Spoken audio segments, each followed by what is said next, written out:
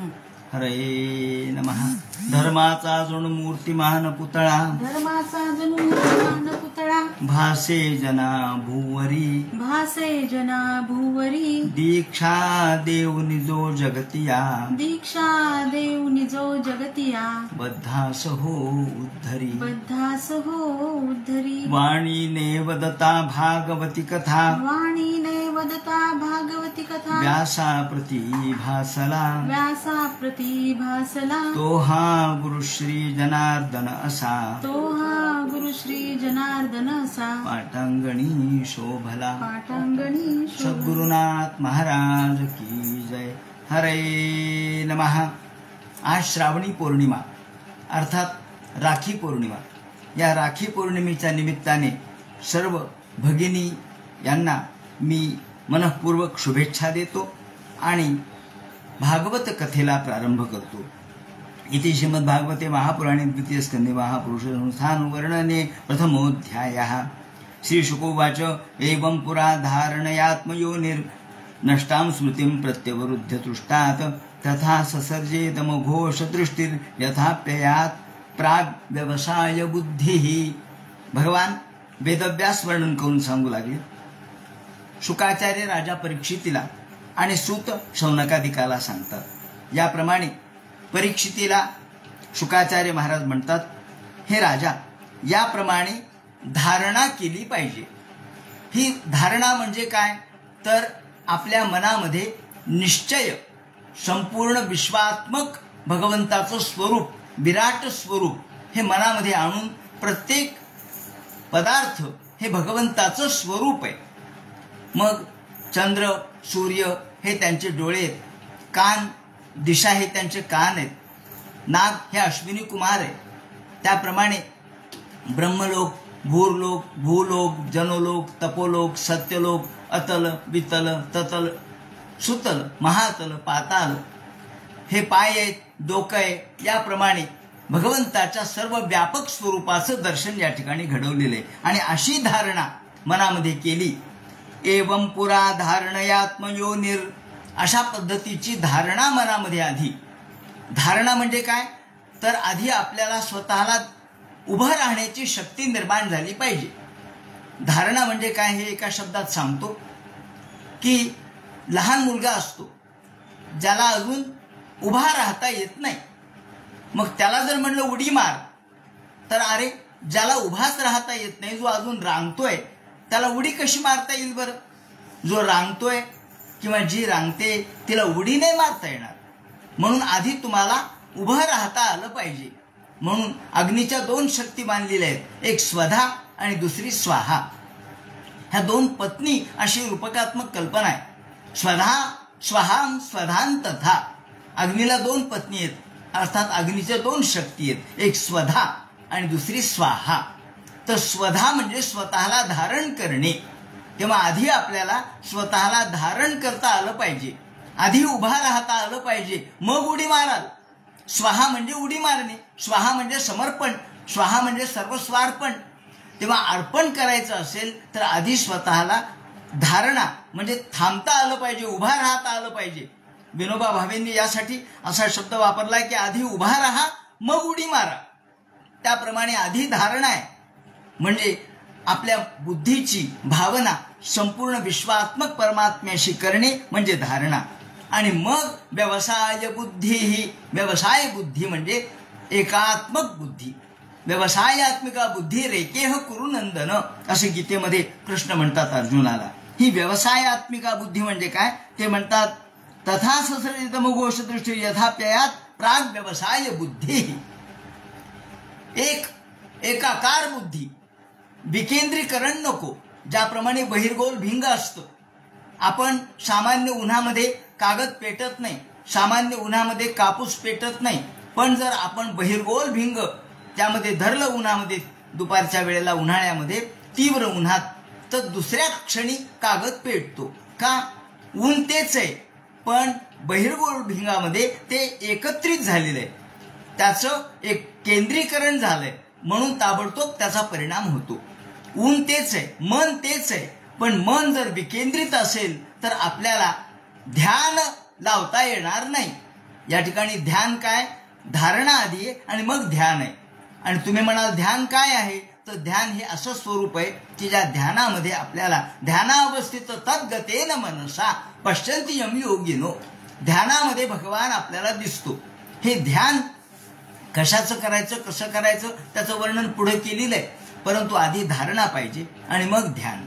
आणि हे ध्यान करत असताना जे बीजाक्षर मानले ओम, आता नव्या भाषेत सांगायचं झालं तर जसं आपण एखाद्याने आपल्याला लिंक पाठवली की असा कार्यक्रम ऑनलाईन आहे, ही लिंक, मग ती लिंक आपण ओपन करतो आणि त्यावेळेला जॉईन होतो. त्याप्रमाणे इथे ही लिंक कशाची आहे, ही लिंक ओम या अक्षराची लिंक आहे. आणि या ओम अक्षराच्या लिंकनी आपल्याला जॉईन व्हायचे.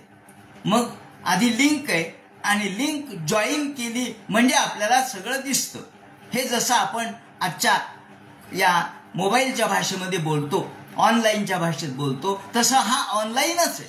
हा सगळं प्रकार ऑनलाईन आहे. कशामुळे, ते म्हणतात की अदृश्य शक्ती जी आहे, जी आपल्याला दिसत नाही, या अदृश्य शक्तीला दृश्य शक्तीने जुळवायचंय. दृश्य पदार्थ आहे आणि अदृश्य शक्ती आहे. मग दृश्य पदार्थ आणि अदृश्य शक्ती यांचं जुळणी कशी होईल, तर त्यासाठी एक लिंक पाठवावी लागेल. तुम्ही या ठिकाणी बसलात आणि अमेरिकेतला कार्यक्रम तुम्हाला अटेंड करायचा आहे, तर कशा करता येईल, ती लिंक पाठवा. म्हणजे तुम्हाला कुठलाही अगदी उत्तर ध्रुवावरचा कार्यक्रम देखील अटेंड करता येऊ शकतो. म्हणजे ही लिंक जशी असते तशी ओंकार ही लिंक आहे, किंवा ज्याला आपण ज्या न्यास म्हणतो, भगवंताच्या स्वरूपाशी, विराट स्वरूपाशी आपल्याला समकक्ष करणे म्हणजे लिंक. आपला शरीर व्यापक शरीराशी जोडणे, विराट शरीराशी जोडणे म्हणजेच त्याला आपण हे न्यास म्हणतो. मग आपण पूजा करत असताना लघुन्यास आणि महान्यास असे प्रकार आहेत. तर लघुन्यासामध्ये सुरुवातीला त्यांनी प्रजनने ब्रह्मास्तिष्ठतु, हस्तयोर विष्णुस्तिष्ठतु, बाहुवर इंद्रस्तिष्ठतु. हे काय हो, तर हे बाहू हे या ठिकाणी इंद्र आहे आणि इंद्र हे भगवंताचे हात आहेत. ही सगळी अशी जोडणी आहे, याला लिंक म्हणतात. आधुनिक भाषेमध्ये त्याला लिंक म्हणतात. आणि ही लिंक म्हणजेच आपल्याला व्यापक विराट स्वरूपाशी, अदृश्य असणारा विराट स्वरूपाशी दृश्य आपल्या जीवाची जोडणी आहे. शिवाशी जीवाची जोडणी म्हणजे ओंकार. म्हणजे हा सगळा जो लघुन्यास महान्यासातला प्रकार आहे. म्हणून अग्निर्मे वाचिषितः वाग् हृदयर्दैमयी अहम अमृते अमृतम ब्रह्मणी. सूर्यमयी चक्षुश्रुतः चक्षुर्हृदय हृदयमयी अहम अमृते अमृतम ब्रह्मणी. प्राणोमे वायुश्रुतः, किंवा प्राण हा वायूवर अवलंबून आहे. कान हे दिशेवर अवलंबून आहेत. भगवंताच्या दिशा आपल्या कानाशी जोडल्या म्हणजे आपल्याला भगवंतापर्यंत जाता येतं. आपले डोळे चंद्र सूर्याशी जोडले म्हणजे भगवंताच्या या चंद्र आणि सूर्यरूप नेत्राशी आपण जोडले जातो. याप्रमाणे अग्निर्मे वाचिषितः, अग्नी हा वाणीमध्ये, म्हणून वाघ हृदय हृदयमयी अहम अमृते अमृतम ब्रह्मणी. मी अमृत आहे, अमृत रूप आहे, अशा प्रकारची संकल्पना केलेली आहे. आणि याप्रमाणे शरीर, या ठिकाणी शरीर हे भूमीशी जोडलेलं आहे. त्याप्रमाणे आपोमे रेते स्थितः रेतो हृदय हृदयमयी अहम अमृते अमृतम ब्रह्मणी. याप्रमाणे पाणी तत्व, जल तत्व रेताशी जोडलेलं आहे. अशा पद्धतीने बल हे इंद्राशी जोडलेलं आहे. याप्रमाणे ही सगळी जोडणी लघुन्यास असो, महान्यास असो, किंवा हे त्रिवृत ब्रह्माक्षर असो, हे सगळं लिंक आहे, लिंक. म्हणून अदृश्य असणाऱ्या परमात्म्याशी, व्यापक असणाऱ्या ब्रह्मतत्वाशी, आपल्या सूक्ष्म तत्वाशी स्थूल देहाची जोडणी म्हणजे हे सगळं धारणा आहे. नव्या भाषेत सांगायचं तर याला एवं पुरा धारणे आत्मयोनिर नष्टाम स्मृतीम प्रत्यवरुद्ध तुष्टात. आणि अशा पद्धतीने आपण जर एकाकार वृत्ती केली तर ताबडतोब आपल्या मनाशी भगवंताचं या ठिकाणी सान्निध्य लाभतं. आपल्याला स्थूल धारणा जितम मना. स्थूल धारणा कशासाठी सांगितली, मन जिंकण्यासाठी. म्हणून ते म्हणतात याप्रमाणे अशी धारणा तवतात पूर्वोक्त धारणया अवांतर फलमाह एवं धारणया तया तृष्टाधरे पुरा प्रलय समये नष्टाम सृष्टी. आता इथे जो शब्द वापरलाय त्यांनी की ज्या वेळेला ब्रह्मदेव यांना सृष्टी निर्माण करायची होती त्यावेळेला सुद्धा त्यांनी अशीच धारणा केली. धारणा केल्याशिवाय त्यांना ध्यान करता आलं नाही आणि ध्यान केल्याशिवाय त्यांना ही सृष्टी कशी निर्माण करावी याचं ज्ञान झालं नाही. म्हणून एवं पुरा धारणयात्मयोनीर, पुरा म्हणजे पूर्वी, ज्या वेळेला कुणी नष्टाम स्मृतीम ब्रह्मदेवाची स्मृती सुद्धा नष्ट झाली होती, जशी आपली स्मृती नष्ट होते. मागच्या जन्मातलं काय आठवतो आपल्याला? काही आठवत नाही का? स्मृती नष्ट झाली, आपल्याला आठवण राहिली नाही. तसे ब्रह्मदेव सुद्धा, त्यांना सुद्धा क्षणभर स्मृती राहिली नाही. मी कोण आहे, मी कशासाठी जन्माला आलो, मला काय करायचे याची काही आठवण निर्माण झाली नाही. आणि त्यावेळेला प्रत्यवरुद्ध तुष्टात तथा सर्ये तमघो दृष्टीर, त्यावेळेला त्यांनी जेव्हा धारणा केली भगवंताच्या रूपाशी, ब्रह्मरूपाशी तादात्म्य पावले, त्यावेळेला त्यांना व्यवसाय बुद्धी एकांत रूपामध्ये शांतपणाने, शांत मनाने, एक केंद्रीकरणाने जेव्हा त्यांनी ही धारणा केली त्यावेळेला त्यांना आपल्या मूळ स्वरूपाचं ज्ञान झालं आणि त्यातून विश्व निर्माण झालं असं या ठिकाणी टीकाकार सुद्धा म्हणतात. पुरा प्रलय समये नष्टाम सृष्टी स्मृतीम प्रत्यविरुद्ध लब्धा अप्ययात प्रागिदम विश्वम यथासी तथास सर्ज. जसं पूर्वी होतं तसं निर्माण केलं. धाता यथा पूर्वमकल्पयत, धाता म्हणजे ब्रह्मदेव, यथा म्हणजे जसं, पूर्वमकल्पयत पूर्वी जशी सृष्टी निर्माण केली तशी त्यांनी केली. आणि मग व्यवसाय आत्मिका बुद्धिर्यस्य सहा अतएव अमोघ दृष्टीर्यस्येति. व्यवसाय बुद्धी म्हणजे अमोघ बुद्धी, अमोघ दृष्टी. याप्रमाणे अमोघ म्हणजे वाया न जाणारी, एक रूप अशा प्रकारची.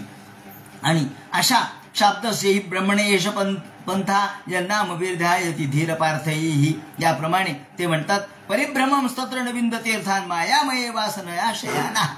परंतु जीव हा मायेमध्ये गुंततो, तो मायेत अडकतो आणि तो फिरत राहतो, 84 लक्ष योनी फिरत राहतो. परिभ्रमं स्तत्र नविंद तीर्था मायामये वासनया शयाना. तो वासनेच्या द्वारे, वासनेच्या पोटी जन्म घेणे लागे. या वासनेमध्ये तो अडकतो. वेगवेगळ्या वासना, काही एक काय का, कर्म वासना हजारो आहेत. या हजारो वृत्ती, हजारो वासना त्याला हजारो जन्म घ्यायला लावतात. आणि म्हणून आता कबीर नाम सुयावदर्थ शाद प्रमत्व व्यवसाय बुद्धी सिद्धेन्यथार्थेन येत तत्र परिश्रमं तत्र समीक्षमाणः. आणि म्हणून हे शुकाचार्य म्हणतात, परीक्षिते आता कबीर नाम सुयावदर्था, यावदर्था जे ज्ञानी आहेत, जे बुद्धिमान आहेत, कवी शब्द या ठिकाणी आला तो ज्ञानी, बुद्धिमान या अर्थाने पंडित, जे ब्रह्मदेवासारखे सुद्धा महान कवी आहेत, ज्ञानी आहेत, वसिष्ठ वाल्मिकी सारखे आहेत, ते सुद्धा काय विचार करतात की अरे हे सगळं क्षुल्लक आहे, काही काळापुरतं आहे. यावदर्था ते म्हणतात आता कबीर नामसु नाममात्रेषु भोग्येषु यावदार्थे नार्थे देह. यावदार्थ म्हणजे तात्पुरतं, कामापुरतं. नाममात्र सारेषु वा स्वर्गादिषु. खाली या ठिकाणी टीकाकारांनी टीका करत असताना नाममात्र सारेषु स्वर्गादिषु, अहो स्वर्गाधिक भोग सुद्धा जे वेदांनी सांगितले. अर्जुना वेदू जरी झाला तरी मी नेणता वाया गेला, कणू सांडोनी उपनिला कोंडा जैसा. माऊलींनी म्हटलंय ज्ञानेश्वरीमध्ये, अर्जुना वेदू जरी झाला, हे अर्जुना जरी वेद असला तरी हा वेद सुद्धा मी नेणता वाया गेला, त्याला मी कळालो नाही. कारण वेदाने काय सांगितलं, फक्त हे निषेध, हे असं करू नये आणि असं करावं. विधी आणि निषेध हे दोनच गोष्टी वेदाने सांगितल्या. वेदामध्ये दोनच आहेत, एक विधी काय करावं आणि एक निषेध हे करू नये. पण हे करत असताना स्वर्ग फळापुरताच वेद सीमित राहिला. स्वर्ग फळच फक्त वेदाने सांगितलं. स्वर्ग कामो यजेत, स्वर्गासाठी तुम्ही यजन करा. अर्थात या यजन किंवा याजन हे यज्ञ याग मग कोणतेही असो, अगदी अप्तोर्याम याग असू द्या, तो सुद्धा कशासाठी? स्वर्ग प्राप्तीसाठी. पण स्वर्ग फल हे काही काळापुरतं आहे. स्वर्ग फळाच्या पलीकडे आपल्याला मोक्षाची इच्छा आहे. म्हणून आता कबीर नाम सुयावदर्था, मोठमोठे विद्वान हे या स्वर्ग फलाची अपेक्षा करत नाहीत, आकांक्षा करत नाहीत. नाममात्र सारेषु स्वर्गादिषु, स्वर्ग नाममात्र आहे, नाममात्र सार आहे. अहो तात्पुरती लावलेली लालूच आहे, तात्पुरतं लावलेलं आहे प्रलोभन आहे. प्रलोभन तात्पुरतं आवश्यक असतं. आपल्याला जेव्हा एखाद्या ठिकाणी प्रवृत्ती करायची असते, एखाद्या ठिकाणी आपल्याला प्रवृत्त करायचं असतं, तेव्हा थोडाफार प्रलोभन लावावं लागतं, आमिष दाखवावं लागतं. आमिष दाखवल्याशिवाय माणसाची प्रवृत्ती होत नाही. म्हणून आपण कोणतेही जरी आपण एखादं कथा कविता किंवा साहित्य जरी वाचलं, कोणती कहाणी वाचली, तर त्यामध्ये लिहिलेलं असतं की आपल्याला ज्याला पुत्र नाही त्याला पुत्र मिळेल, ज्याला विद्या नाही त्याला विद्या मिळेल, धन नाही त्याला धन मिळेल. मिळणार नाही का? मिळेल. पंगू लंघयते गिरीम, जो पांगळा आहे तो सुद्धा गिरी चढून जाईल, हे खोटं नसतं. पण केवळ तेवढ्या पुरतच थांबू नका. तो अलीकडचा मार्ग झाला, त्याच्या पलीकडे निवृत्ती मार्ग आहे असं भागवतकार म्हणतात. आणि म्हणून शादप्रमतो व्यवसाय बुद्धीही, शादप्रमतो आपल्याला त्यातलं जे तात्पुरतं कामापुरतं थोड्यापुरतं जो आनंद आहे त्याचा पलीकडे जाऊन आपण विचार केला पाहिजे. केवळ अलीकडच्या केवळ तात्पुरत्या कामापुरत्या सुखाचा विचार करू नका. म्हणून ते म्हणतात की स्वर्ग सुख जरी झालं तरी सुद्धा नाममात्रेषु भोगेषु यावतार्थे नार्थे नार्थो देह निर्वाहो, आपल्याला देहनिर्वाहापुरतं जरी मिळालं तरी सुद्धा पुरे आहे. या ठिकाणी भागवतकारांनी आपल्याला गरजा कमी करायला सांगितल्यात. आणि हा खरा भारतीय साहित्याचा, भारतीय तत्वज्ञानाचा आदर्श आहे. भारतीय तत्वज्ञान आपल्याला हे सांगतं की भोग भोगू नका. भोग शेवटी भोगाला मर्यादा आहे. त्यागे नेकै अमृतत्व मानुषु, त्यागानेच माणसाला अमृतत्व प्राप्त होतं. आणि म्हणून त्याग आपण श्रेष्ठ मानतो. भोगाला मर्यादा आहे. भोग हा कामापुरता घ्यावा, पण अतीव भोग कामाचा नाही. केवळ जोपर्यंत जीवन आहे तोपर्यंत अगदी ऋणं कृत्वा घृतं पिबेत भस्मीभूतस्य देहस्य पुनरागमनं कुतः, अशा प्रकारचा चार्वाकवाद हा चुकीचा आहे. कारण चार्वाकाने आपल्याला फक्त खा पी मौज कर एवढंच सांगितलंय, पण त्याच्या पलीकडचं जे श्रेय आहे ते सांगितलं नाही. प्रेय सांगितलं पण श्रेय सांगितलं नाही. आणि निश्रेयस हा खरा धर्म आहे, तो खरं प्राप्तव्य आहे. म्हणून ते म्हणतात की आपल्याला तात्पुरतं कामापुरतं, तो तुमच्या पोटापुरतं मिळालं तर पुरे. तुमची वृत्ती अशी पाहिजे. याला म्हणतात आपल्याला गरजा कमी करायला सांगितलंय. किती जरी आपण हाव केली तर हाव करून सुद्धा त्याचा उपयोग होत नसतो. का? तर माधाव माधाव विनैव दैवम, माधाव माधाव. आपण जेव्हा एखाद्या ठिकाणी धावत धावत धावत जातो, दैवत नसेल तर धावून उपयोग नसतो. किती धावा, किती प्रयत्न करा, किती धडपड करा, तुमच्या नशिबाच्या पलीकडे तुम्हाला जाता येत नाही. म्हणून माधाव माधाव विनैव दैवम नो धावती साधती. जो आपल्याला लक्ष्मी पाहिजे असेल तर धावून उपयोग नसतो. तर साधनमस्ती नो धावतम साधनमस्ती लक्ष्म्याः. ते म्हणतात केवळ हवस आपल्याला जास्तीत जास्त काय होतं, आपल्याला ययाती हा त्याचं उदाहरण आहे. आणि वि स खांडेकरांनी जे ययाती कादंबरी लिहिली आधुनिक काळामध्ये, त्याचं कारण तेच होतं. कोणतं? की जुन्या काळातला पुराण कथेतला ययाती आणि आजचा माणूस याच्यात काही फरक नाहीये. तो ययाती भोगाच्या मागे धावत गेला आणि अगदी आपल्या मुलाचं देखील आयुष्य त्याला घ्यावंसं वाटलं, त्याचं तारुण्य घ्यावंसं वाटलं आणि तरी भोग संपले नाहीत. आणि मग मात्र त्याला पश्चाताप झाला. आजचा माणूस देखील असाच आहे. तो खरं म्हणजे एखाद्या आपल्याला पटकूर मिळालं तरी आपण झोपू शकतो. आपल्याला झोपच आली असेल तर आपण म्हणतो ना, निजेला धोंडा आणि झोपेला कोंडा. आपल्याला झोपेला हा धोंडा आणि भुकेला कोंडा. भूक लागली तर कोंड्यामध्ये सुद्धा अगदी सामान्य असणाऱ्या पदार्थातून सुद्धा आपली भूक भागते. भुकेला कोंडा आणि झोपेला धोंडा. झोप आली तर एखाद्या धोंड्यावर देखील आपण झोपू शकतो, पण मग गाद्या गिरद्या पलंग मोठे बिछाने याची काय गरज आहे. आपल्याला जर आपला केवळ कामापुरतं जीवन आपण जर जगायचं झालं तर काही आपल्याला कशाची गरज नाही. ते म्हणतात काहीही धावधाव करू नका, स्वार्थ घेऊ नका, कोणत्याही गोष्टीच्या मागे लागू नका. तुम्हाला सत्यंजलौकिम या ठिकाणी भागवतकारांनी आपल्याला गरजा कमी करायचा उपदेश केलेला आहे, संदेश दिलेला आहे. कमीत कमी गरजेमध्ये तुम्ही जीवन जगू शकता, तुम्हाला कशाची गरज नाही.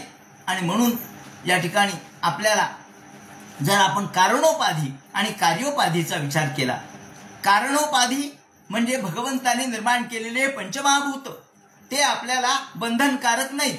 कार्योपाधी बंधनकारक आहे. कार्योपाधी म्हणजे आपण निर्माण केलेली. आपल्याला आपलं फुटका तांब्या सुद्धा प्रिय असतो, फुटकं तपिलं प्रिय असतं. कुठे गेलो माझं फुटकं तपिलं, फुटकंच आहे, हरवलं तर हरवलं, नाही नाही नाही नाही, त्याच्यासाठी जेवण सोडतो, त्याच्यासाठी आपली झोप सोडतो, त्यासाठी लोकांशी बोलत नाही. कुठे गेलं कुठे गेलं कुठे गेलं. अरे आपण या छोट्या छोट्या छोट्या गोष्टीच्या मागे लागून आपल्या शांततेचा, जीवनातल्या आनंदाला आपण मुकतो. म्हणून ते म्हणतात, शुकाचार्य म्हणतात, सत्यांक्षितो किम किशिपो शिपो प्रयासैर.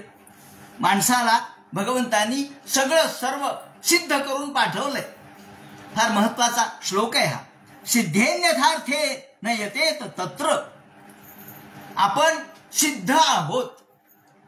आपण काय म्हणतो, मी काय करू, मला काहीच येत नाही, मी काय करू शकतो, माझ्यामध्ये काय ताकद आहे, आता मी काय करू. नेहमी कसं करू काय करू हा जो अष्टाक्षरी मंत्र आहे तो जपू नका. कारण मी कसं करून मी काय करू यामध्ये तुमची असमर्थता आहे.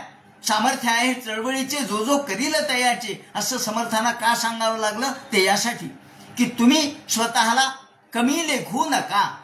गीता सुद्धा हेच म्हणते की तुम्ही स्वतःला कमी लेखू नका, तुम्ही स्वतःला कमी न्यूनगंड मनातला काढून टाकला. आणि म्हणून जे जे करायचे ते आपल्यालाच करायचे, आपणच करणार आहोत. म्हणून आपण स्वतःला कधी कमी लेखू नये, आपण स्वतःला कधी न्यून समजू नये. कारण भगवंतानी आपल्याला सिद्धेन्यथार्थे, भगवंतानी आपल्याला सिद्ध करून पाठवलंय. सिद्ध म्हणजे स्वयंसिद्ध. आपल्याला कोणाकडे हात पसरायची गरज नाही. तुम्ही म्हणाल कसं काय, हो तुम्हाला डोळे दिलेत, पाहायला डोळे दिलेत, काम करायला हात दिलेत, त्याचप्रमाणे विचार करायला बुद्धी दिली, चालायला पाय दिलेत, त्याचप्रमाणे तुम्हाला खायला मुख दिलंय, बोलायला मुख दिलंय. मग काय कमी केलं देवानी. आपल्याला देवानी सगळं सर्व सिद्ध करून पाठवलंय. परिपूर्ण अर्थाने आपण सिद्ध आहोत. मग सिद्धेन्यथा, पण आपण असं समजतो देवाने आम्हाला काही दिलं नाही. अहो ज्यांना पाय नाहीत, ज्यांना हात नाहीत, ज्यांना नेत्र नाहीत, ज्यांना कान नाहीत, त्यांची अवस्था पहा. पाय नसून सुद्धा ते गमन करतात. म्हणून पंगुम लंघयते गिरीम असं म्हटलं, ते उगं नाही म्हटलं. त्याचप्रमाणे ज्याला हात नाहीत तो पायाने लिहायचा प्रयत्न करतो. आपण कितीतरी पेपरमध्ये वाचतो, याने पायाने पेपर लिहिला. पायाने कसा लिहिला, प्रयत्न केला. आणि आपल्याला हे प्रयत्न करून सगळ्या गोष्टी साध्य होऊ शकतात. मोठमोठे शास्त्रज्ञ आपण बघतो, जे शास्त्रज्ञांना काहीच नाहीये, अगदी खुर्चीला बांधून बसलेले आहेत, पण त्यांनी मोठमोठे शोध लावलेत. त्याचं कारण काय, बुद्धी देवाने दिली. जे तुम्हाला दिलं त्याचा उपयोग करा. इथं तर तुम्ही सर्व संपन्नत्व तुम्हाला दिलेलं आहे. म्हणून तत्र परिश्रमंत समीक्षमाणः सत्यांक्षितो किम किशपो प्रयासैर बाहो स्वसिद्धे विभवरणै किम. या ठिकाणी फार मार्मिकपणाने त्यांनी सांगितलंय की सत्यांक्षितो, आपल्याला देवानी सगळं काही दिलंय. मग आपण या देवाच्या सिद्धतेला आपण कमीपणा का आणायचा, आपण स्वतःला कमी का लेखायचं. आपण सर्व सद्गुण संपन्न आहोत. आणि म्हणून आपल्याला या ठिकाणी सिद्धेन्यथार्थे परिश्रमम तत्र समीक्षमाणः, फक्त परिश्रम करण्याची गरज आहे. केवळ आपल्या पलंगावर बसून दे रे हरी पलंगावरी असं होणार नाही. आपल्याला परिश्रम करावे लागतील. नाही सस्याय देवाः, आपल्याला वेदामध्ये सुद्धा असंच सांगितलंय की नाही श्रांतस्य सस्याय देवाः, देव सुद्धा परिश्रम केल्याशिवाय मदत करत नसतो. आधी परिश्रम करा म्हणजे देव मदतीला येईल. नाही देवाने यावं आणि माझं एवढं सगळं काम करावं. देव म्हणतो मी काय नोकर आहे का तुझं काम करायला? तू परिश्रमाला पुढे जा. सहाय्य करणं, सामर्थ्य देणं माझं काम आहे. म्हणून देव अशा पद्धतीने न देवा दंड मादाय रक्षंती पशुपालवत, असं या ठिकाणी आपल्याला विदुराने सुद्धा म्हटलेलं दिसतं महाभारतामध्ये. ते म्हणतात देव हातात काठी घेऊन तुमचं रक्षण करत नसतो. न देवा दंड मादाय रक्षंती पशुपालवत. ज्या भगवंताला तुमचं रक्षणच करायचंय तो बुद्धियोगं ददाम्यहम, तो बुद्धियोग देतो. तो तुम्हाला बुद्धी अर्पण करतो आणि त्याप्रमाणे आपण वागतो. ते म्हणतात भगवंताच्या कृपेने आपल्याला सगळं काही मिळालंय. आपल्याला अंजली म्हणजे ओंजळ, 2 हाताची ओंजळ आहे. मग त्या ओंजळीमध्ये आपण काय पाणी पिऊ शकत नाहीत का? हो, ओंजळीने आपण पाणी पिऊ शकतो. मग काय करायचंय तुम्हाला? चांदीचा पेला, काय गरज आहे? सोन्याचं पात्र, काय गरज आहे? ते म्हणतात काहीच गरज नाही तुम्हाला, पात्रांची गरज नाही. का? तुम्हाला जर ओंजळ दिली असेल तर ओंजळीने पाणी प्या. भगवंतानी जे दिलंय त्याचा उपयोग करा. ते कमी समजू नका. आणि म्हणून ते म्हणतात की सत्यंजलौ किम पुरुधान्न पात्र्या दिग्बला दौ सती किम दुकुलैहि. आपल्याला भगवंतानी सगळं काही दिलंय. जर आपण पात्र व्हायचं असेल आपल्याला भगवंताच्या प्रेमाला तर निरीच्छ व्हायला पाहिजे. कोणत्याही प्रकारच्या स्वार्थ हेतूने सगळ्या वस्तूंची जमवाजमव करण्यात, संसाराची खटाटोप करण्यात काही अर्थ नाही. सत्यंजलौ किम पुरुधान्न पात्र्या, आपल्याला पाणी पात्र म्हणून महानुभावामध्ये पाणी पात्र शब्द वापरतात. पाणी पात्र म्हणजे पाणी म्हणजे हात. हात हेच पात्र आहे. ते हातावर घेऊन जेवण करतात. एका डाव्या हातावर भाकरी घेऊन उजव्या हाताने खाता येत नाही का? आणि त्याच हाताने पाणी पिता येतं. मग काय करायचं? ताट, वाटी, तांब्या, पेला, अमुक तमुक, काय गरज नाही. विनाकारण लोक ते म्हणतात दिग्बलकला दौ. या ठिकाणी झाड आहेत, झाडांचे वल्कल आपण नेसू शकतो किंवा हरणाचे कातडे आपण अंगावर पांघरू शकतो. मग त्यासाठी किम दुकुलैहि, रेशमी वस्त्राची काय गरज आहे? कशासाठी तुम्ही रेशमी वस्त्र घेता? जाडे भरडे वस्त्र देखील तुम्ही तुमच्या लज्जा रक्षणासाठी वापरू शकता. कमीत कमी या ठिकाणी आपल्याला खूप कमी गरजा वस्तूंची गरज आहे. जसं महात्मा गांधींनी एकच पंचा नेसला. का बरं? अहो, जर भारतातले लोक अर्धनग्न असतील तर मी देखील एवढे सगळे उंची वस्त्र धारण करणार नाही असं म्हणून त्यांनी सगळं सोडून दिलं. गांधीवाद हा आपल्याला या शब्दामध्ये दिसतो. गांधीजींनी भारतीय तत्वज्ञानाचंच सार आपल्या चिंतनामधून मांडलेलं आहे, अनेक ठिकाणी मांडलेलं आहे. तेव्हा गांधीवादांचा जो उगम आहे तो आपल्याला या भारतीय तत्वज्ञानाचा उगम भागवतामध्ये या श्लोकामध्ये दिसतो. सत्यांशितो किम कशिपो प्रयासेर बाहो स्वसिद्धे उपबर्हणे किम. बाहो, आपल्याला हात दिले देवानी, तर मग उषा काय करायच्यात? उषा म्हणे तुम्हाला गाद्या, तक्के, लोड, उषा. ते म्हणतात का झोपायचं असेल तर तुमच्याच हाताची उशी करा आणि झोपा. उपबर्हणे किम, त्याला बागी उषा किंवा मोठमोठे तक्के यांची काय गरज आहे? चिराणी पण किम पथी नसंती दिशंती भिक्षाम. आपल्याला पंचपक्वान्नाचं जेवण रोज मिळावं असं वाटतं. आज काय श्रावण पौर्णिमा आहे, कुलाचार आहे, चला पुरणाची पोळी खा. का बरं? तुम्हाला तेवढ्यासाठी, केवळ पोटासाठी किंवा जिभेच्या चोचले पुरवण्यासाठी तुम्ही सगळं खाता. त्यापेक्षा तुम्ही दिशंती भिक्षाम, तुम्हाला भिक्षा न मागणं काय हरकत आहे? तुम्ही जर भिक्षा मागत गेलात तर भिक्षेतून जे मिळेल ते तुम्ही खा. म्हणून भिक्षान्न सेवन हे आवश्यक मानलंय. भिक्षान्न सेवन हे याच्यासाठी मानलंय की तुमची निरीच्छ वृत्ती त्यातून स्पष्ट झाली पाहिजे. भिक्षा म्हणजे पोटार्थी नव्हे. भिक्षेसाठी सुद्धा नियम आहेत. 5च घरी भिक्षा मागायची आहे आणि रोज त्याच घरी जायचं नाहीये. महानुभाव पंथात त्यांनी सांगितलंय ज्या ठिकाणी घराला तोरण लावलेलं आहे, तोरणदारी आणि मरणदारी जायचं नाही. का? तोरण लावलं म्हणजे तुम्हाला असं वाटेल की चांगलं चुंगलं खायला मिळेल, चला काहीतरी यांच्या घरी आहे, आज चांगल्या पद्धतीचा मंगल कार्य होतंय, चला मरणदारी जायचं नाही, तोरणदारी जायचं नाही. याप्रमाणे का? तर या भिक्षा मागण्यामधून आपल्याला निरीच्छता, आणि भिक्षा मागितल्यानंतर महानुभाव पंथामध्ये तो भिक्षो धर्म आहे. खरं म्हणजे त्या ठिकाणी 5 घरी भिक्षा मागायची आहे आणि आल्यानंतर ती पाण्यात म्हणजे नदीत बुडवायची आहे आणि मग खायचे सगळ्यांनी मिळून. का? त्याची चव वेगळी लागता कामा नये. याची चव फार चांगली कुठून आली हो? या ठिकाणाहून आली, रोज तिथं जायचं.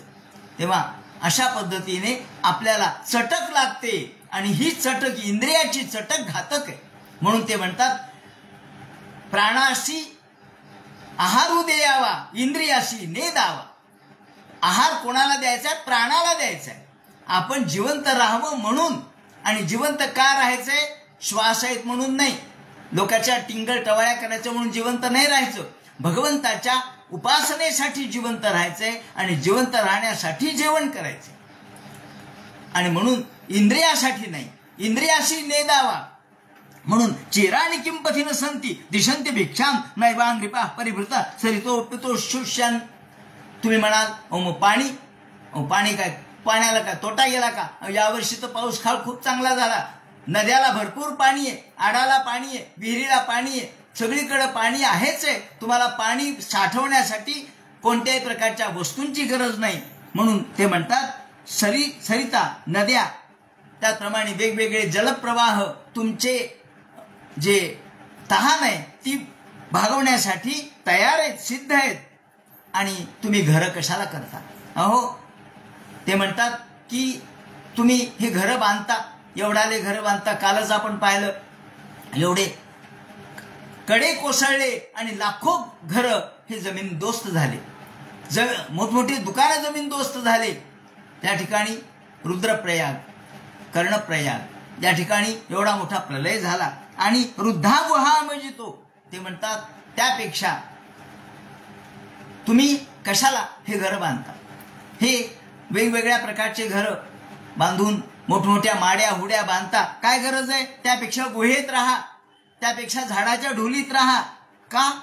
माणसाला कशाचीही गरज नाही. त्यांना हे सांगायचं की माणसाला जर जगायचं असेल तर त्याला कशाचीही गरज नाही, त्याला वस्तू जमवायची गरज नाही, त्याला कोणत्याही प्रकारच्या वस्तू, मोठेपणा, कीर्ती याची सुद्धा गरज नाही. वृद्धा गुहा किम म्हणजे वतीनो पसंदा कस्मात भजंती कवयो धन दुर्मदान. आणि मग माणसं विनाकारण धनिक लोकांच्या मागं का लागतात? विनाकारण श्रीमंत लोकांच्या पुढे पुढे का करतात? काय गरज आहे श्रीमंत लोकांच्या पुढे पुढे करायची? का? माणसाला जर सगळं भगवंतांनी दिलं असेल तर असोनी उपाय म्हणे हे अपाय. जसा शेंदाड शिपाई तुकाराम महाराजांच्या अभंगामधून आपण पाहतो, तसा शेंदाड शिपाई हा माणूस, मला एवढं सगळं दिलंय परंतु मला स्वतःला जर काही करता येत नसेल तर मला भगवंतांनी दिलेल्या सगळ्या गोष्टी निरर्थक होतील. म्हणून ते म्हणतात कशासाठी तुम्ही धन दुर्मदान लोकांच्या मागे का लागता? श्रीमंतांच्या लोकांच्या मागे का लागता? यांनी मला काही द्यावं म्हणून त्याच्या पुढे का हात पसरता? अहो, देवाने तुम्हाला काय कमी केलंय म्हणून देवापुढे तुम्ही नतमस्तक होत नाहीत? तुम्ही देवाच्या ऐवजी राजाकडे का जाता? मंत्र्याकडे का जाता? श्रीमंताकडे का जाता? त्याच्याऐवजी तुम्ही एवं स्वसिद्धे स्वतएव सिद्ध, तुम्हाला स्वयंसिद्ध तुम्ही आहात, स्वयंसिद्धा. आज आपण आपला भारत स्वयंसिद्ध म्हणून आपण सिद्ध करतो आहोत. आम्हाला कोणाची गरज नाही.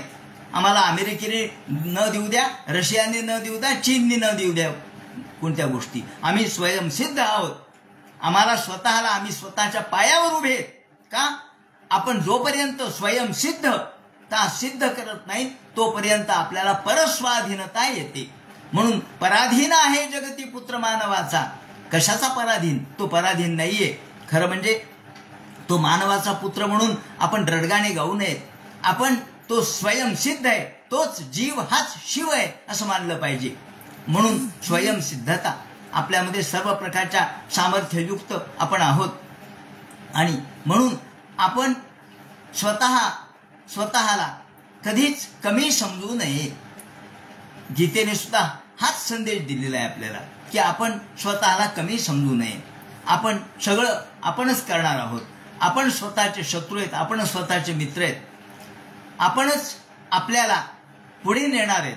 उद्धरेद आत्मनात्मानम आत्मानमवसादयेत. गीता काय सांगते? उद्धरेद आत्मनात्मानम.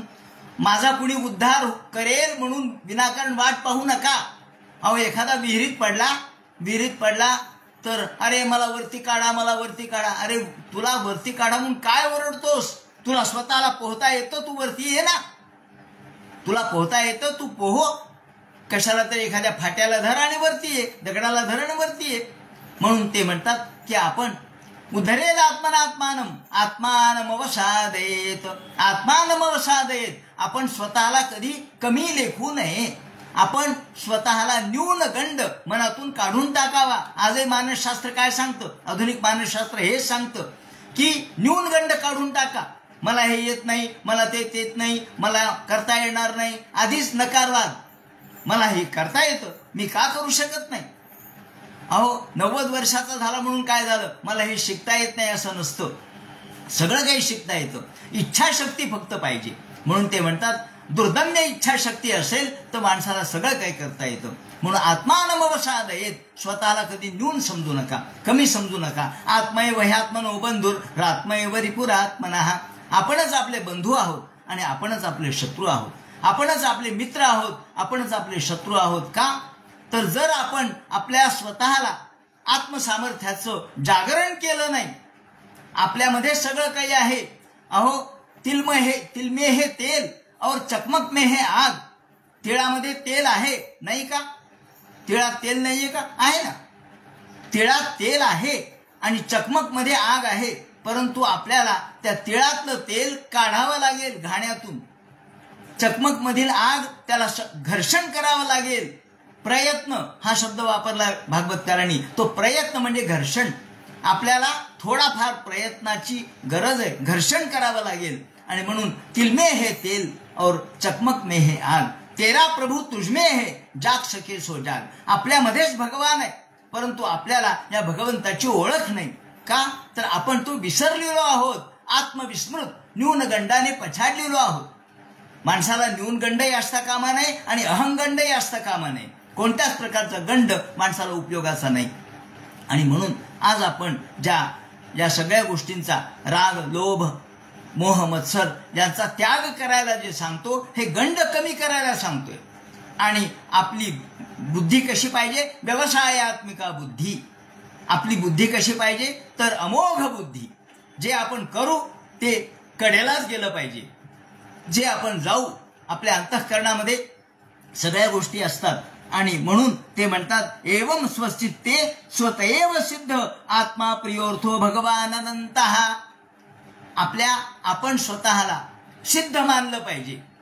मी सिद्ध. पहा तुम्ही भागवताच्या शेवटी जेव्हा शुकाचार्यांनी परीक्षितीला भागवत सगळं सांगितलं, तेव्हा 12व्या स्कंधामधल्या 6व्या अध्यायामध्ये तो म्हणतो की आता मी सिद्ध झालो. सिद्धोस्म्यहम. मी सिद्ध झालो. ही अनुभूती आलेली आहे.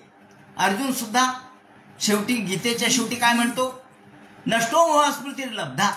माझा सगळा मोह नष्ट झाला, मला पुन्हा स्मृती प्राप्त झाली, मला ज्ञान प्राप्त झालं. तर आपल्याला या शब्दातून हे कळलं पाहिजे. आणि म्हणून आत्माप्रिय, आपला आत्मा, आपलं मन, आपला अंतरंग, आपला जीवात्मा हा भगवान अनंत, हा प्रत्यक्ष भगवंताचं स्वरूप आहे. भगवंताचं सूक्ष्म रूप आपल्यामध्ये आहे. हे कळलं पाहिजे. आपण देव आणि जीव यात काही भेद नाहीये. जीव हा लहान असेल, अल्प असेल, परंतु तो मुळातच चैतन्यमय आहे. म्हणून आपल्याला गीता देखील सांगते ममेवांशो जीवलोके जीवभूत सनातनः. मी अंश आहे. कोणाचा? जीव हा माझा अंश आहे. ममेवांशो जीवलोके जीवभूत सनातनः. तर तो जर अंश असेल, आपण जेव्हा ठिणगी म्हणतो, कशाची ठिणगी हो? ही अग्नीची ठिणगी. मग अग्नीची ठिणगी म्हटल्यानंतर ती ठिणगी जर एखाद्या गवताच्या गंजीवर पडली तर गवताची गंज पेटणार नाही का? पेटेल का? ठिणगी आहे, हो ठिणगी बारीक आहे, हो असू द्या, पण गवताच्या गंजीवर पडली तर तो पेटेल. कापसाच्या गंजीवर पेटली तर कापूस पेटेल, ठिणगी असली तरी. तसा जीव हा लहान असू द्या, परंतु तो भगवत स्वरूप आहे. म्हणून आपल्याला जर आपल्या स्वतःच्या सामर्थ्याचा अनुभव आला, आत्मसामर्थ्य जाणून घ्या, स्वतःला कमी लेखू नका. आत्मसामर्थ्य या ठिकाणी आपण सिद्ध केलेलं आहे. मी कमी आहे, मी लहान आहे, मला काही येणार नाही, मला हे जमणार नाही, असा नकारवाद सोडून द्या. भागवतकारांनी 2 गोष्टी सांगितल्यात, एक तर गरजा कमी करा आणि दुसरं म्हणजे सकारात्मकता ठेवा. आज आपण तेच म्हणतोय, निगेटिव्हिटी नको, पॉझिटिव्हिटी पाहिजे. पॉझिटिव्हिटी म्हणजे काय असते हो? पॉझिटिव्हिटी ही असते की आपण भगवंतानी पाठवून दिलेलं मला सर्व सिद्ध करून पाठवलंय, माझ्यात काही कमी नाही, ही पॉझिटिव्हिटी आहे. म्हणून मी करू शकतो, हे सगळं मी सामर्थ्य संपन्न आहे, मी हे करू शकतो. तम निवृत्तो नियतार्थो भजेत संसार हेतू परमश्च यत्र. याप्रमाणे या भागवतकारांनी आपल्याला कशा पद्धतीने आपण वागावं हे सांगितलंय. कस्ताम त्वनादृत्य परानुचिंता. क म्हणजे ब्रह्मदेव. ब्रह्मदेवानी सुद्धा अशा पद्धतीने हे क इति ताम तथा भूताम परस्य हे हरेरुन चिंताम धारणा मनादून शून्य जडान विना. याप्रमाणे क इति ताम तथा, याप्रमाणे ब्रह्मदेवानी सुद्धा आपल्याला स्वसामर्थ्य जाणलं आणि जो स्वसामर्थ्य जाणतो तोच देव होतो. पश्चंजनम पतितम वैतरण्याम, तोच माणूस वैतरण्याम. ही वैतरणी नावाची जी नदी आहे, जी दुर्धर आहे, ती पार करून पलीकडे जाता येतं. लोक गोदान करतात कशासाठी? वैतरणी नदी आपल्याला गायीच्या शेपटीला धरून पार करता येईल म्हणून. गायीच्या शेपटीला धरून वैतरणी नदी पार करावी लागते म्हणून गोदान सांगितलंय. तेव्हा आपल्याला याप्रमाणे जर वैतरणी नदी पार करायची असेल तर आपल्याला पश्चंजनम पतितम वैतरण्याम. लोक सगळे वैतरणी नदीमध्ये बुडताना आम्ही पाहतोय.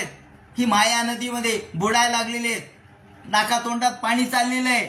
स्वकर्मजान परितापान जुषाणम. आणि आपल्याच त्रिविध तापाने त्रस्त झालेले लोक वैतरणी मत्स्यद्वारस्था नदी तत्तुल्य वात्सम श्रुती वैतरणी. याप्रमाणे वैतरणी यमाच्या दाम्पतितम तत्र स्वकर्मजानाध्यात्मिक क्लेशान सेवमानम जनम पश्यन. अधिदैविक, अधिभौतिक, आध्यात्मिक या 3 तापाने त्रस्त झालेले लोक या वैतरणीमध्ये बुडताना आम्ही पाहतोय. वैतरणीय यमस्य द्वारस्थान, यमाच्या द्वाराच्या स्थानाच्या तिथं जी नदी आहे ती वैतरणी आहे. आणि ही वैतरणी दुसरी कोणती नाही, संस्कृती वैतरणी. संस्कृती म्हणजे संसार, हा संसारच वैतरणी नदी आहे. पण त्यातून जर आपल्याला पार व्हायचं असेल तर गाईचं शेपूट जसं धरावं लागतं तसं या धर्माचं शेपूट धरा. म्हणजे आपल्याला प्रादेश भगवान हा आपल्याला प्राप्त होईल. म्हणून या भगवंताचं स्वरूप वर्णन या ठिकाणी कशा पद्धतीने त्यांनी करायला ते सांगितलेलं आहे. आपल्याला कशाचीच गरज नाही, सगळं काही आपल्याला भगवंतांनी दिलेलं आहे. महाशय्या पृथ्वी विपुल उपधानम भुजलता वितानम चाकाशम व्यजनमनुकूलो अनिलः शरश्चंद्रो दीपो विरति वनिता संगमुदिता सुखी शांतश्चेते मुनिरतनुभूतिर न पयुव. या ठिकाणी त्यांनी म्हटलंय महाशय्या पृथ्वी. आपल्याला मोठमोठ्या गाद्या गिरद्यांची गरज नाही. महाशय्या पृथ्वी, शय्या ही पृथ्वी आहे. ज्याप्रमाणे तुकाराम महाराजांनी म्हटलंय वृक्षवल्ली आम्हा सोयरी वनचरी. आणि ही आकाश मंडप पृथ्वी आसन रमे तेथे मन क्रीडा करू. आकाश मंडप आहे, पृथ्वी आसन आहे, पृथ्वी हेच आमचं अंथरुण आहे. महाशय्या पृथ्वी विपुल उपधानम भुजलता, ही भुजलता हे उपधान आहे.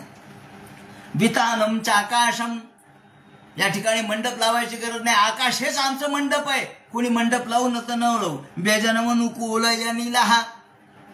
या ठिकाणी याच श्लोकाचा मतितार्थ तुकाराम महाराजांनी आपल्या अभंगात मांडलेला आहे. मनुकूलोय अनिलः, अनिल म्हणजे वारा. तुकाराम महाराज म्हणतात आकाश मंडप पृथ्वी आसन रमे तेथे मन क्रीडा करू. आणि ही जो वारा वाहतो तो कसा आहे ते म्हणतात पक्षी ही सुस्वरे आळविती, येणे सुखे रुचे एकांताचा वास, नाही गुण दोष अंगा येतो. हा वारा सुद्धा भगवंताच्या नामस्मरणाने अगदी सुगंधित झालेला असा वारा आहे. म्हणून ते म्हणतात वृक्षवल्ली आम्हा सोयरी वनचरी, पक्षी ही सुस्वरे आळविती. हा वारा वाहतोय तो मनुकूलोय, मनाला अनुकूल असलेला वारा, आणि तोच व्यजन आहे, तोच आमचा पंखा आहे. आम्हाला पंखा लावायची गरज नाही, आम्हाला फॅन लावायची गरज नाही. वारा वाहतोच आहे देवाच्या इच्छेने, तेच आमचा पंखा आहे. आणि शरश्चंद्रो दीपो विरती वनिता संगमुदिता. शरश्चंद्रो दीपो, आम्हाला दिवे लावायची गरज नाही. सकाळी सूर्य आहे तो आमचा दिवा आहे, रात्री चंद्र आहे तो आमचा दिवा आहे. सुखी शांत शेते, असं सुखी जीवन जर आम्ही जगत असोल तर आम्हाला कशाची गरज आहे. याप्रमाणे म्हणून संतुष्टता ही सगळ्यात महत्वाची सांगितलेली आहे. ते म्हणतात की अशी संतुष्टता जर असेल, धैर्यम यस्य पिता क्षमाचे जननी. धैर्य हा ज्याचा पिता आहे, क्षमा ही ज्याची आई आहे, शांती स्थिरम गेहिनी, आणि शांती ही ज्याची पत्नी आहे, सत्य हा ज्याचा मित्र आहे, आणि दया ही ज्याची भगिनी आहे, भ्राता मनस संयम हा ज्याचा भाऊ, संयम हा ज्याचा भाऊ आहे. शय्या भूमितलम दिशोपि वसनम, असा जो असेल तो सुखी आहे, कारण तो जरी जमिनीवर झोपला तरी त्याला आनंद आहे. शय्या भूमितलम दिशोपि वसनम ज्ञानामृतम भोजनम. भोजन नाही मिळालं तरी चालेल का, तर ज्ञानामृतम भोजनम. तुकाराम महाराज सुद्धा हेच म्हणतात की करोनी प्रकार सेवू रुची, नामामृताचं सेवन आम्ही करू, त्याचे वेगवेगळे प्रकार करू आणि तेच आम्ही खाऊ. आम्हाला कशाची भूक लागणार आहे. हे ते यस्य कुटुंबेनो वद सखे कस्मात भयम योगिनः. असा जर असेल तर खरोखर तो सुखी नसेल तर कोण असेल. तेव्हा सुखी राहण्याची व्याख्या सांगितली. सुखी माणसाचा सदरा असा कुठे मिळत नसतो. सुखी माणसाचा सदरा आपल्याला प्राप्त करायचा असेल तर दुकानं हिंडून सुखी माणसाचा सदरा मिळत नाही. जगी सर्व सुखी असा कोण आहे, विचारी मना तुची शोधोनी पाहे. रामदास स्वामींनी साधं काव्यामध्ये लिहिलं, पण त्याचा खूप गर्भितार्थ आहे की जगी सर्व सुखी असा कोण आहे, विचारी. हे त्याचं उत्तर आहे. जे विचारी मन आहे ते सुखी आहे. विचारी मना तुची शोधोनी पाहे, म्हणून विचारी असलेलं मन हेच सुखी आहे, याचा शोध तू घे. असो, याप्रमाणे विचारी मनाला विचार असा एक अर्थ आहे. मनाला विचार की कोण सुखी आहे जगात, आणि तो सुखी आहे की जो विचारी आहे तो सुखी आहे. आणि मग विचार कधी येतो, जेव्हा धैर्य ज्याचे पिता आहे, क्षमा ज्याची आई आहे, शांती चिरंगेहिनी ज्याची पत्नी घरामध्ये शांती रूपाने नांदते आहे. पत्नी अशांत असेल तो उपयोग नाही, पण पत्नी केवळ नुसती बडबड करणारी किंवा ज्या आदळआपट करणारी असेल, रागराग करणारी असेल तर शांती ढळते. म्हणून घराची शांती पत्नीवर अवलंबून आहे. सत्यम मित्रं दयाच्या भगिनी भ्राता मनस संयम असा जो असेल तर शय्या भूमितलम, तो शय्या म्हणून तरी त्याने भूमी जमिनीवर झोपला, आणि दिशोपि वसनम, हे दिशा हेच त्याचं वस्त्र आहे असा जर असेल, आणि ज्ञानामृताचं भोजन करणारा असेल तर त्याला दुःख कशाचं, तोच खऱ्या अर्थाने सुखी आहे. हे सुखाचा महामंत्र भागवतकारांनी सांगितलाय. भागवतामध्ये सुखाचा महामंत्र सांगितलाय. कोणता असं विचारलं तर आपल्याला या 4 श्लोकाचं उत्तर द्यावं लागेल की या भगवंताच्या चिंतनामध्ये धारणा केल्यानंतर ध्यान करण्यापूर्वी आपल्या मनाची अवस्था कशी असावी. ध्यान करायचंय, धारणा झालीये, पण मन चंचल आहे, मन वसवस करणार आहे, मनामध्ये अनेक विकार आहेत, अनेक प्रकारच्या वासना आहेत, तर कधीच ध्यान होणार नाही. म्हणून त्यासाठी त्यांनी मनातल्या सर्व प्रकारच्या वासना निरीच्छ करण्याची भूमिका या ठिकाणी वापरली आहे. आणि सांगितलंय की आपल्याला भगवंतांनी सगळं काही दिलंय, काही दिलं नाही असं समजू नका, तुमच्यात काही न्यून आहे असं समजू नका, तुम्ही कमी आहात असं समजू नका. मी स्वतंत्र आहे, मी परिपूर्ण आहे. म्हणून आपल्याकडे पूर्णमदः पूर्णमिदं पूर्णात् पूर्णमुदच्यते पूर्णस्य पूर्णमादाय पूर्णमेवावशिष्यते असं म्हटलेलं आहे. हे सगळं पूर्ण आहे, मी देखील अपूर्ण नाही. न्यूनम संपूर्णता याती सद्यो वंदे तमच्युतम. भगवंताला नमस्कार केला की न्यून सुद्धा परिपूर्ण होऊन जातं. म्हणून न्यूनता कुठेच नाही, सगळीकडे परिपूर्णता आहे. आणि ही परिपूर्णता माझ्यामध्ये, मी आणि भगवान वेगळा नाही, अशा प्रकारची जी भावना जेव्हा निर्माण होते तेव्हा आपलं कमीपणा नष्ट होतो. जेव्हा थेंब समुद्र होतो, तो एकरूप होतो सागरामध्ये, तेव्हा तो वेगळा थेंब राहत नाही. त्याप्रमाणे जीवभाव नष्ट झाला की तोच ईशभाव होतो. हा जीवभाव कधी निर्माण होतो? अपूर्णतेत, कमीपणामध्ये, अल्पतेमध्ये. आणि म्हणून आपल्याला या ठिकाणी स्वयंसिद्धता सांगितली. भागवतकाराने आपल्याला स्वयंसिद्धता सांगितली आणि या अर्थाने एवं स्वचित्ते स्वतएव सिद्ध. स्वतएव सिद्ध, मी स्वतःच सिद्ध आहे, तर मला आता कशाचीही गरज नाही. मी कोणाकडे हात पसरणार नाही, कोणाकडे मागणार नाही. कारण मागणं म्हणजे कमीपणा. तेव्हा मी मागणार नाही, काहीच मागणार नाही. का? माझ्यात काय कमी आहे? देवाने मला सगळं काही दिलं, असं जेव्हा आपण भूमिका स्वीकारतो, यालाच आपण आजच्या भाषेमध्ये सकारात्मकता म्हणतो, यालाच आपण पॉझिटिव्हिटी म्हणतो. ही निगेटिव्हिटी नष्ट करणे. म्हणून भागवतकारांनी पहिल्यांदा तुमच्या मनातली निगेटिव्हिटी काढून टाकली आहे, निगेटिव्हनेस काढून टाकलाय, नकारवाद काढून टाकलाय, नैराश्य काढून टाकलंय आणि आपल्याला भगवंता इतकंच सामर्थ्य आपल्यात आहे हे सिद्ध केलंय. या अर्थाने आता यानंतर भागवतकार पुढे आपल्याला ध्यान कसं करावं भगवंताचं या संबंधीचं जे विवरण करतील. आणि यामध्ये प्रामुख्याने भगवंताचं ध्यान जे सांगितलंय ते कसं सांगितलंय? चतुर्भुजम कंजरथांग पाणी. भगवंताचं ध्यान कसं करावं? प्रादेश मात्रम पुरुषम वसंतम. ते म्हणतात योगी लोक प्रादेश मात्रम पुरुषम वसंतम, आपल्या हृदयामध्ये त्याचं ध्यान करतात. प्रादेश मात्र, ईषद मात्र, केचे स्वदेहांतर हृदयावकाशे. जे योगी लोक आहेत ते आपल्या अंतरंगामध्ये ज्या भगवंताला पाहतात, तो भगवंत कसा आहे? तर तो चतुर्भुज आहे. त्याचप्रमाणे तो हातामध्ये शंखचक्र गदा पद्म धारण केलेलं आहे. प्रसन्न अशा प्रकारचं त्याचं मुख आहे, मुख कमल आहे. आणि कदंब किंजलक पिशंगवाससम, अत्यंत सुंदर अशा प्रकारचा पितांबर धारण केलेला आहे. महान रत्न किरीट कुंडल हे धारण केलेले आहेत. आणि उन्निद्र हृत्पंकज कर्णिका. काय कर्णिका? त्याच्या कानामध्ये सुंदर अशा प्रकारचे कुंडल आहेत. असा भगवान श्री लक्ष्म कौस्तुभरत्नम, कौस्तुभरत्न धारण केलेला, रत्न माला विभूषित असलेला अम्लान लक्ष्म्या. अम्लान वनमाला भगवंताची कधीच चुकत नाही अशी भगवंताने धारण केली आहे. मेखला धारण केलेल्या आहेत आणि नुपुर धारण केलेत, कंकण धारण केलेत. स्निग्ध अशा प्रकारचं भगवंताचं पाहणं आहे. स्निग्धा मला कुचित नील कुंतलयत. भगवंताचे कुंतल म्हणजे केस काळे कुळकुळीत आहेत आणि ते कुरळे केस आहेत. असा भगवान पाहिल्यानंतर आपल्या अंतःकरणामध्ये तो प्रगट होतो आणि तो आपल्या समोर सगुण रूपामध्ये साकार होतो. अधीन नीला हसिते क्षण लसत. असा भगवान ईक्षेत चिंता मयमीश्वरम. असा भगवान डोळ्यासमोर आणा. या ठिकाणी भगवान कसा डोळ्यासमोर आणावा?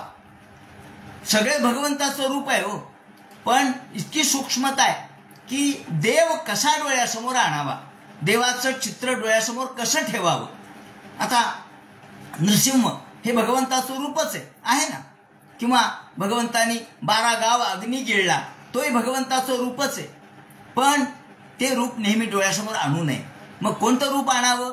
तर भगवंताचं शांत रूप डोळ्यासमोर आणावं. नृसिंहाचं रूप डोळ्यासमोर आणू नये. मोठमोठ्या त्यांच्या दाढा, लांब असलेले त्यांचे जिभा, किंवा त्या सगळ्या हिरण्य कशिपाचे सगळे रक्त वगैरे अंगावर घेतलेलं, हे डोळ्यासमोर आणू नये. तर मग कोणता? तर शांत झालेला. नंतर आपण नृसिंहाला शांत रूपामध्ये बघतो आणि हा जो शांत रूपातला नृसिंह आहे तो समोर आणावा. तसंच 12 गाव अग्नी गिळलेला भगवान डोळ्यासमोर आणू नये. शांत भगवंताची शांत मूर्ती डोळ्यासमोर आणावी. का? त्याचं कारण असं आहे की शांत मूर्तीचा परिणाम आपल्या मनावर शांती देणारा होतो आणि रागीट असणाऱ्या मूर्तीचा परिणाम मनावर राग निर्माण करणार होतो. म्हणून परशुराम आहे, हातात परशु घेतलाय, सगळीकडे या परशुने हजारो क्षत्रियांचा वध केलाय असं डोळ्यासमोर आणू नये. तर शांत असलेली परशुरामाची मूर्ती डोळ्यासमोर आणावी, जी भगवंताच्या या मूर्तीचं सुद्धा चिंतन कोणतं करावं याचं शास्त्र आहे. आणि आज रंगशास्त्र आपण बघतो ना, वर्गामध्ये कोणता रंग असावा, घरात कोणता रंग असावा, बैठकीत कोणता रंग असावा, त्याप्रमाणे अभ्यासिकेत कोणता रंग असावा, कारण रंगाचा परिणाम आपल्या मनावर होत असतो. म्हणून याप्रमाणे रंगशास्त्र आहे. तसंच चित्रशास्त्र सुद्धा आहे. या चित्राच्या दृष्टिकोनातून भगवंत कसा डोळ्यासमोर आणावा, तर हसतमुख असलेला, त्याचप्रमाणे अंगामध्ये सुंदर अशा प्रकारचा पितांबर धारण केलेला, मनमाला धारण केलेला आणि श्रीवत्स लांछन चिन्ह धारण केलेला, शंखचक्र गदापद्म चतुर्भुज मूर्ती आणि स्निग्ध आपल्याकडे पाहत पाहत हसत हसत मोठ्या मधुर हास्य आपल्याकडे पाहत करणारा असा भगवान डोळ्यासमोर आणावा. इच्छेत चिंतामय मेनमीश्वरम यावन मनोधारणया त्वतिष्ठते. ते म्हणतात असा सतत डोळ्यासमोर आणावा ही सगुण मूर्ती कुठपर्यंत, जोपर्यंत आपली धारणा पक्की होत नाही तोपर्यंत. हे धारणा झाली की मग ध्यान याचा आपल्याला सुरू करता येईल. म्हणून यावन मनोधारण याव तिष्ठते, याप्रमाणे अशा पद्धतीने भगवंताचं रूपवर्णन या ठिकाणी केलेलं आहे. आता यानंतर आपल्या भगवंताच्या स्वरूपाचं वर्णन करत करत पुढे भगवंताच्या वेगवेगळ्या अवतारांचं कथन ते कसं करतील आणि भगवंताच्या वेगवेगळ्या रूपाचं चिंतन या ठिकाणी कसं करतील तो सगळा भाग उद्याच्या चिंतनात सांगण्यात येईल. हरे नमः. पुंडलिक वरदे हर विठ्ठल. सीताकांत स्मरण जय जय राम. पार्वती पते हर हर महादेव. श्रीमज्जनार्दन गुरुमूर्तये नमः.